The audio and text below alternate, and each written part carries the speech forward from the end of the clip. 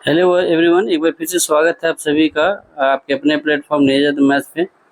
और अभी आपके सामने हम लेके आ चुके हैं शिफ्ट 1 और शिफ्ट 2 के मिक्स क्वेश्चन जो आपके द्वारा भेजे गए हैं या जो शिक्षक एग्जाम दिए हैं उनके द्वारा बताया गया है, वो सवाल आपको हम दिखाने वाले हैं। और इसके जरिए आप जो आने वाले एग्जाम है 24, 25, 26 को उसके जो है इसके आधार पे आप उसकी तैयारी कर पाएंगे। मैंने यहाँ पे लिखा है शिफ्ट 1, लेकिन ये शिफ्ट 1 और 2 दोनों को मिला के हैं। और मान के चलिए कि एक शिफ्ट में जो है आपको 25 से 30 सवाल मिनिमम देखे जा रहे हैं, ठीक है। जैसा कि सक्षमता 1 में भी इतने ही सवाल पूछे जा रहे थे। तो चलिए देखना है। देखिए, एक चीज़ और मैं बता देता हूँ कि अगर आपको कम पढ़ के ज़्यादा मार्क्स लाना है खासकर मैथ में, तो मैंने कुछ कुछ चैप्टर का नाम बताया है जो कि इस चैनल पे है, उसको आप देख लीजिए।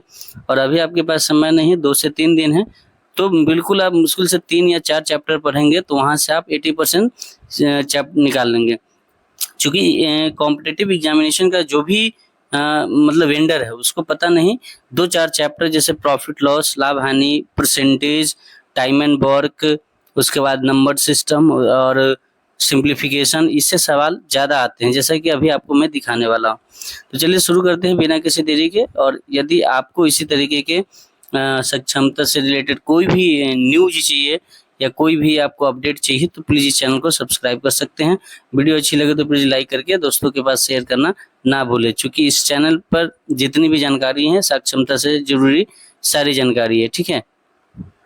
ठीक है, तो चलिए जैसा कि देखिए यहाँ पहला सवाल है। पहला ही सवाल आपको प्रॉफिट लॉस का दिखने को मिल रहा है कि एक लड़के के साइकिल का जो कीमत है वो 24 रुपये में वो बेचता है, जिसपे 20% की लाभ होती है। तो साइकिल का मूल कीमत क्या होगा? तो मैं अभी सवालों को सॉल्व नहीं करूंगा, ना तो लंबा हो जाएगा। आप लोग कहेंगे तो मैं सवाल को सॉल्व करके फिर से वापस आपको दिखाऊंगा, लेकिन अभी मैं सिर्फ ऐसे ही मतलब आपको सवाल दिखा रहा हूँ, ठीक है। तो अगर इसका चाहेंगे तो आराम से हो जाएगा। 2400 में बेचा, 20% लाभ कमाया, यानी 120% का मान है 2400, तो 100% का कितना होगा? 2000 रुपया होगा, ठीक है।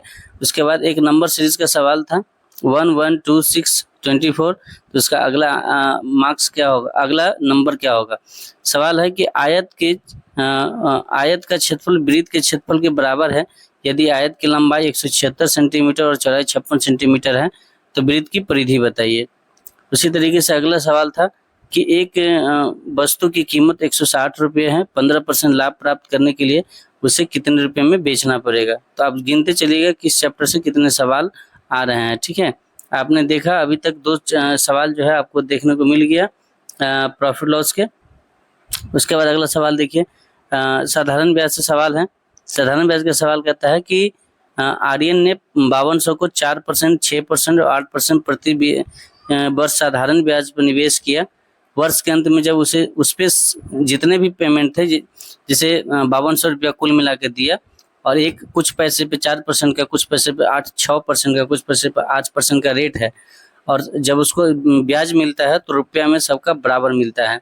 तो 4% पर निवेश की गई राशि कितनी होगी? तो इसका आंसर 2400 होगा। आप करके देख लीजिएगा। पांचवा एलसीएम एचसीएफ और नंबर सिस्टम से सवाल था कि एलसीएम दे दिया था, एचसीएफ दे दिया था, एक संख्या दे दिया और दूसरी संख्या, तो ये निकालने का फॉर्मूला है एलसीएम गुने एचसीएफ बट्टे पहली संख्या। उसके बाद नंबर सीरीज का एक और सवाल आप देखेंगे, ये वाला 12, 36, 109, 329, और अगला नंबर पूछ रहा है राकेश ने 1700 में पैंट खरीदा और उसके बाद 22% लाभ कमाने के लिए उसे कितना में बेचना पड़ेगा, ठीक है। तो इस तरीके का सवाल देखेंगे। आप सवाल को गिनेंगे कितना सवाल है, ये सिर्फ एक छठा सवाल है कि इतना नंबर दिया है ये, है ना, और 4 अंक बोल रहा है इसको हटा देने के लिए, है ना। 4 अंक हटाने के बाद यथासंभव बड़ा हो, सबसे बड़ा छोड़ा गया अंक क्या है ना, यानी इसमें से 4 अंक हटा दे तो बड़ा से बड़ा जो नंबर बनेगा उसमें से सब जो 4 को सबसे बड़ा नंबर छोड़ा गया उसमें से बड़ा नंबर कौन सा होगा। अगला सवाल है वृत्त की परिधि ज्ञात करने के लिए जो 2πr का उपयोग करते हैं वहाँ पाई का मान क्या होता है? तो वो ऑप्शन पे डिपेंड करता है कि ऑप्शन अगर 3.14 में दिया है तो इसका आंसर 3.14 होगा, ना तो पाई का मान 22/7 भी दिया जाता है, ठीक है। उसके बाद अगले सवाल की तरफ, संगमरमर का आकार किसके समान होता है? तो देखिए संगमरमर का आकार जो है क्यूबॉइड होता है, यानी घनाभाकार होता है, ठीक है।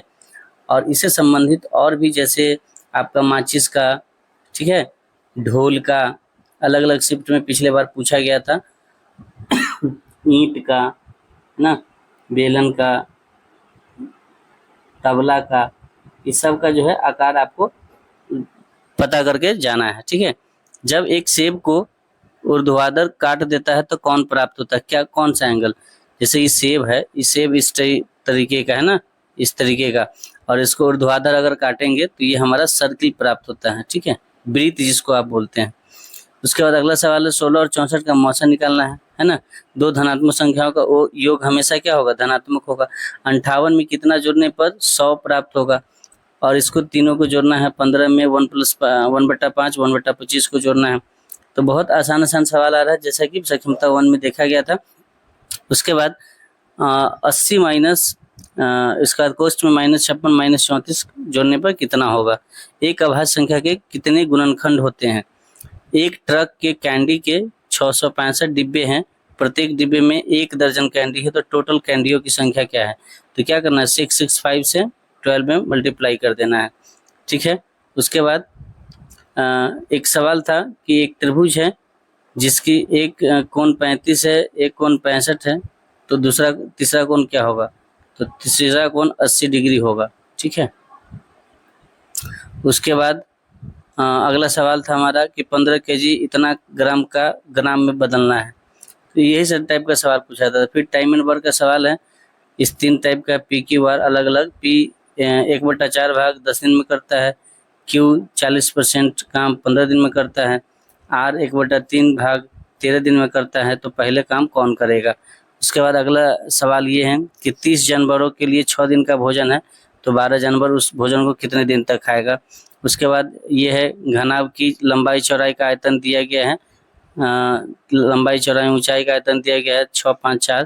तो घनाभ का कुल पृष्ठीय क्षेत्रफल दिया है, तो उसकी चौड़ाई पूछा